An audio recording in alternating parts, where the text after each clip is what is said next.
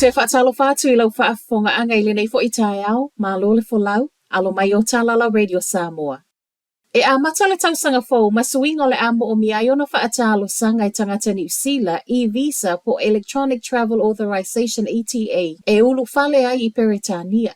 O le asovalo Januari luafe luas fumalelima le ai a mata whaamamalu ai suinga nei, ma o le ai a mata avanoa mai le aso luas fumalefitu o Novema o le tausanga nei, o na mawhaiona whaatalo sanga I tangata anu uma, e le no nofo I Europa visa nei. Ai mō tangata kiwi o lo o iei lato tusi fo lau Europa. O lea mawhai lava o na wha au ngā se ia o le aso lua o Aperila o le tausanga fō. O na wha malo sia loa fo I lea o le mo o mi o le visa. I le taimi nei o lea ulu whale fua tangata kiwi I Peretania e au noa ma le tautapa o se visa.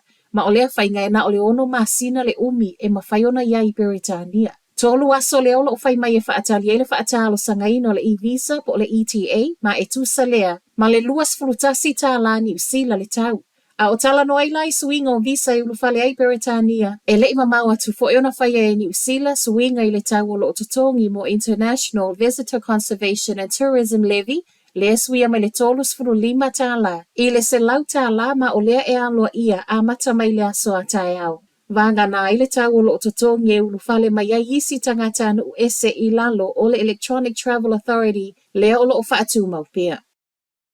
E o atu I le tolus fulma le lima afe tangata na Sava Valley Dunedin I le aso to onai ma whaatalo sanga le whainga malo ia Savali I ana polo misi na whai mai ai. O se solo te tele lea wa vaai e Dunedin I le tele o tausanga. Ma o le fia lava I le whai mai o le malo o le aiai suinga I le whale mai fau I Dunedin. Le ana mua I polo misi mai ai. E le ngata o le ale maua le te le, whaatu wai, ai o le ato e fo I le nofuanga tuwai. O ni fuanga mani suinga wo whai mai le malo, wa le mawhaiona whaatau nuulana polo misi e whai le whale mai fo, ona e le ngā whaatia e le paketi tasi tesi valu piliona. O le popolenga le malo, e ona umane wa whanga I lunga I le tolu piliona le polo keti. Whai mai le pulenu o Dunedin, o le toa tele o tangata na te tee, o tangata nei le South, ma o lo o ia malama le lei la ngona o tangata. Ma nino le fe au mai tangata na te tee I Dunedin, whaatau nuul polo misi, ma ia whaule whale mai fau o lea whaalango I aile soifua malo loina, o tangata o lo ono nofo I le South. E se mai lai a Dunedin, o lea fo ina whaia le isi Savali Westport I le West Coast I le aso tuonai, ma o le tasia fena awai o le ana o lato whaatalo sangaina fo I le malo, ia whaale leia au nanga tau soifua malo loina I le West Coast. Wa mai asainia le minister o whela ua inga Simeon Brown le tūla whanofo lea wa whaale au ngai nai suinga o le sawa e whewa I eita avale. O suinga nei na au mai le whainga malo whaato a umatu, le ana tu umai ai I lalo le sawa whaatapula e whewa I eita avale. Peita ai o le whaai unga le vaiaso le ana toe suia umai na ua mai asaini le minister e ioe I nai suinga fo o le aiai. O le aso tolu se fulo le masina o ke topa, lea e amatalo I ai le Land Transport Rules setting of speed limits lua afe luas fumalfa. A o le urua I aso I ulai lua afe luas fumalelima, lea e toe whaafo I umai le sawa o ta avale. I le sawa sa iai mua ai ele isuia I le aso mua Januari lua afe luas se fulu. O suinga nei o le amawhai ai fo iona o atu I se lau lua se fulu kilomita I le tula, le sawa e whewa I eita avale I lungo a wala wa tā ua, o Roads of National Significance. O suinga nei e leo a waiaile to o tele o tangata su e whaapitoa I tū tau saunga le mu. Ma whai mai ai e ono whaatupula I ai tangata mali liu ma manunu ati ngā ina ona o whaalawelave tau ta avale.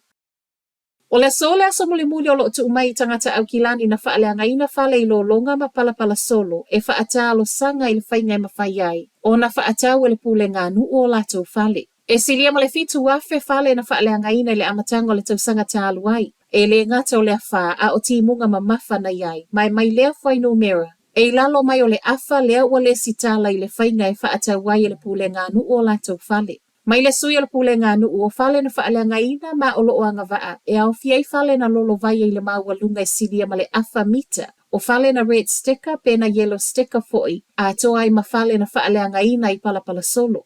O le sole aso muli e ma whaiona whaatalo sangai. Ma e o mai le teime tu whaatasiei talo o tae au o fitu se lau fitu se fulu whale ua anga waa. E toe whaatau e le pule ngā nu o au kilani. Matala muli. E iai mata upu tau mental health e le ta tau ona tā pā I fua le fesoa soania leo. Ma o lea ua whai mai le ofisa ua toe sila nei I whaingai na ia iai se whaatapulaa. Reportia le tio whaavau malua ni usila, o le e iai lava taimi e wala au atu waifale mai e le tatau ono o atu fua le ofisa. Ma o mata upu nei e au fiele si itia o ngase isi potu, po o le te ena fo I le mai o ana fua la au e tatau ona inu. Wa whai mai le ofisa, wa va ai ia whaatapulaa taimi ma mata upu e mawhaiona tali mai ai. Ma o lea fo ia wha solo whailoa inga ma sui o le soifua malo loina. A o whaiai ana fuanga. O mata upu nei a whiai ngase mental health, ma o le masino November wha solo atu le tausanga fau, lea e awa wa iai suing o le wha atapula u whailo mai, e le ofisa o leo. Tala nao le nei tai au, manuia le nei aso.